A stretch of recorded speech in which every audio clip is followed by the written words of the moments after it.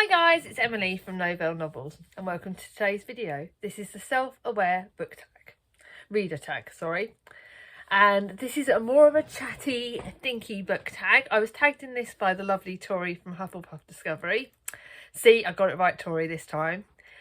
And it's more of a thinky one. I wrote it down last night before I sort of answered it. So I wrote down the prompts, found them on the original channel. So I will be linking obviously Tori's original one, and then you'll be able to get to the original tag that was created by Courtney Ferrier, I think. And that's where obviously I found the prompts, and that's where you'll get them, because obviously busy mum, I don't have time to do all this editing and even writing this out. I'm sorry guys, I hope you don't think I'm lazy. Actually, what I would do is I will actually put the link to Courtney's video, the original video. There you go, so you don't have to search around for the prompts. And that'll be mainly for the people that obviously I'm tagging at the end. One of them I've checked already if it's okay that I tag him. So let's get on with it, shall we? I will be as honest as I can and as thoughtful as I can on this, because this is like aware, and some of the answers feel quite intelligent, and I'm certainly not feeling intelligent at the moment. I'm sorry about that. So the first one is, number 1, what draws you into a novel or story and makes you want to keep reading? Plot, characters, writing style, atmosphere, or something else? For me, I think the plot needs to be strong at the start, and that's the thing I originally look for. It's got to have a key plot, a story that's going to intrigue me, that's going to capture me, because within the first few chapters, the plot is the key thing. But for me to carry on reading and for me to get immersed into it and to get a good rating for me, it's got to have good characters. Because, as you well know, I'm a people-led person, and I like to have characters that I'm either going to love or hate, and that are going to give me the emotions. Because to me, a book is not a book without characters. I think that's one of the things I love within my fiction books and with some of my favourite authors, is when they link in characters from their other books. Yeah, Page Toon is classic for that. Charlie from Charles Heathcote has done it with In Heir to Murder. He's got a character, Doris is actually in it, from his Our Doris series. And to me, they're things I love, and it gives you that warmth. Because to me, if the book's got characters you already love and that you fall in love with, they're characters that are going to keep you wanting to go back and read more and more, which is something I love about books in series. It's that characters, and that is to me is very, very important. The next one, number 2. What conventional trope will immediately turn you off in reading an experience or story? In your reading experience or story? For me, it's I think the trope has got to be the ugly duckling trope. You guys know me. I don't have any self-confidence in myself, and I was always the ugly duckling. And I think for me, the whole beauty, it's all about the looks, and it's all about this, and I think for me that trope of you've got to look pretty to get your man, or becoming a man, getting your partner will make you more attractive. That kind of thing, it really, really gets to me. Or the rags to riches kind of thing, you know, that you're poor at the start and you're unhappy, and then things get better because you have money. It doesn't matter how much money you have or what you look like. It's your heart that makes you who you are. And in the books like that, they're tropes that are promoting the importance of looks or monetary value, and they are things I absolutely hate. Because, like I said, they're not the key things in life. What is important in your life is not that. And to promote people thinking that all that matters in life is the way you look or how much money you have. Just, no, I can't stand it. Really, really seriously aggravates me. Number 3, what appeals to you most when reading non-fiction and makes you want to keep on reading? I think it's, for me, certainly at the moment, I'm liking reading my wartime books. Do you guys know that, like, post-war books set in World War II, they are things that I really enjoy because it's looking at history. I think history is something that really appeals to me. It's reading about strong, I know that kind of makes me sound sort of sexist in some way, saying about strong women, but it's about promoting the strength in women. It's about saying that other generations have been there and done that and got the t-shirt. They've had their own battles and they've survived. So if our predecessors can do it, we can. And that promoting that strength of character in a non-fiction book really does appeal to me. I love that in non-fiction. I love that beating adversity. That I think something I'm reading about now about more, like you guys know that I'm reading about more about disability. So reading from books about disabled people. It's obviously non-fiction, it's true life stories, and how they've overcome their battles. I think I find that quite inspirational. I think that's something I really love about non-fiction.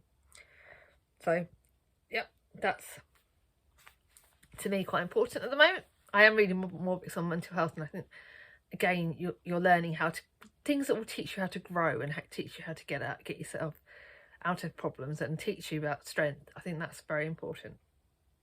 Number 4, what conventional trope in non-fiction will turn you off in reading? Non-fiction, it's like autobiographies, celebrity name dropping. So it's when I read a celebrity autobiography and they're dropping the names of all the people they've met. Mad Girl by Bryony Gordon. I read that, I think, last year for mental health or something. It was last year or the year before, and it drove me mad. I could not stand it. So I think it was actually the year before, because she was name dropping all the time, and it just, I don't want to hear about, oh, you've met this person and that makes you go. Like, I like Fern Cotton's books, but again, the name dropping, it just, I don't know why it annoys me. I don't know why it annoys me. I can't tell you why it annoys me, but it does. In non-fiction, that's something that seems to really aggravate me, and I don't know why. Could it be that I'm jealous of the celebrities? I don't know. Number 5, would you say you read more for pleasure or an enjoyment, or to learn and exercise your brain?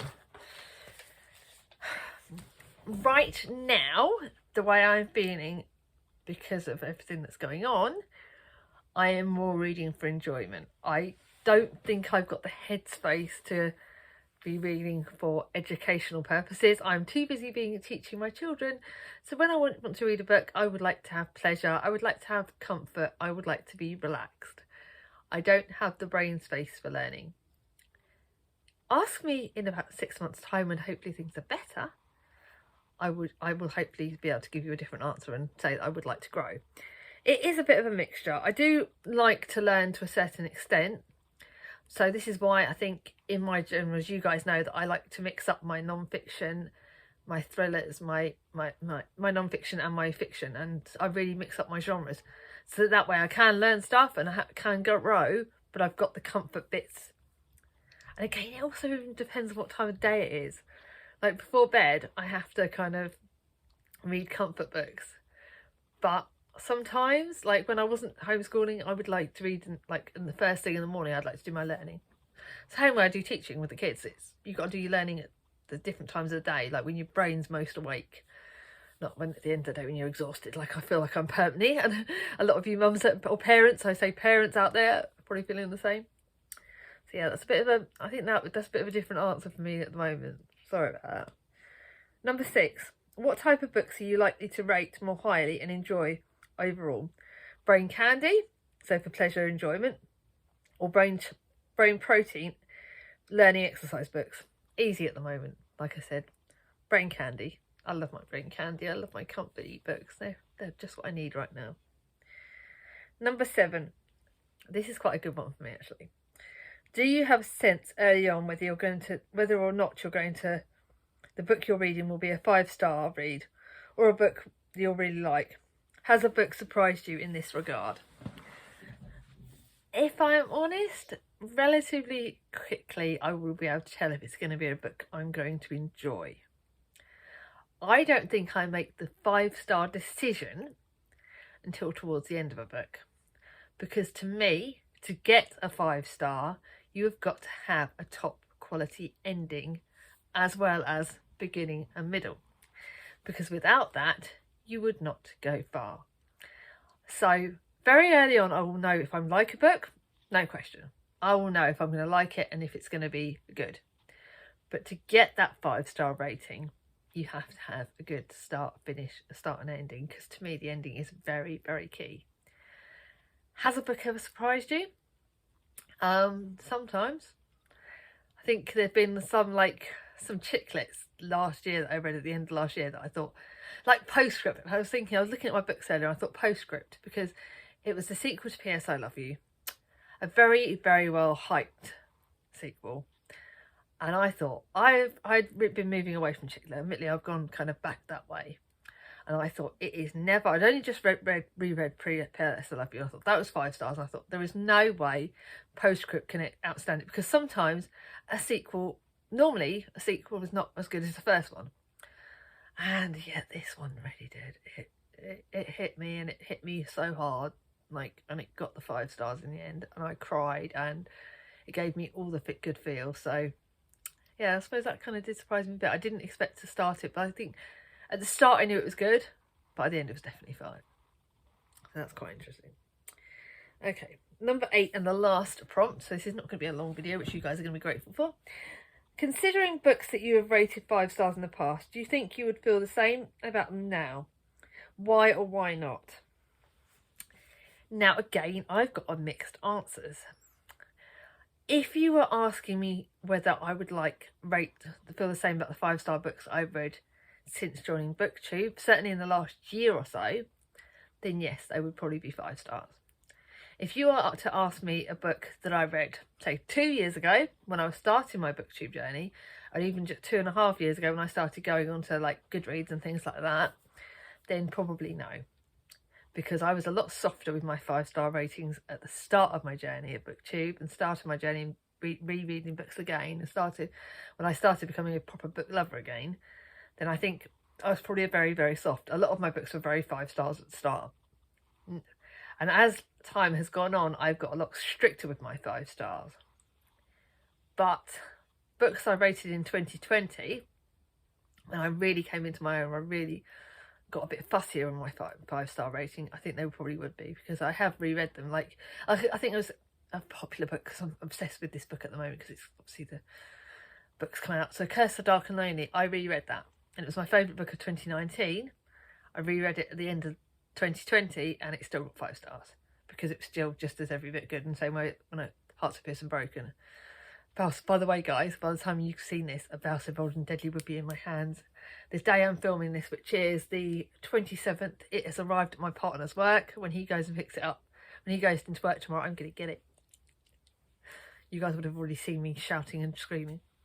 So yeah, I think that's a really mixed answers. Anyway, I think as we grow and change, don't we change the way we rate our books? Don't we change what books we like? I think that kind of is growing. Don't we all grow? Quite an interesting concept. Okay, now it's time to tag people. So the first person, I have just checked if it's okay if I tag him. That's Charlie from Charles Heathcote. And I could say so much about him. He is a truly amazing friend, and I'd love to see him do this. He is such a nice guy, and he's been a real rock last year. I know you don't like soppy, Charlie, but you are a good friend, and I'm really grateful for you. So thank you. Another truly amazing friend is Ange from Ange with an E. Love you, babe. You're a sweetie pie and you deserve it.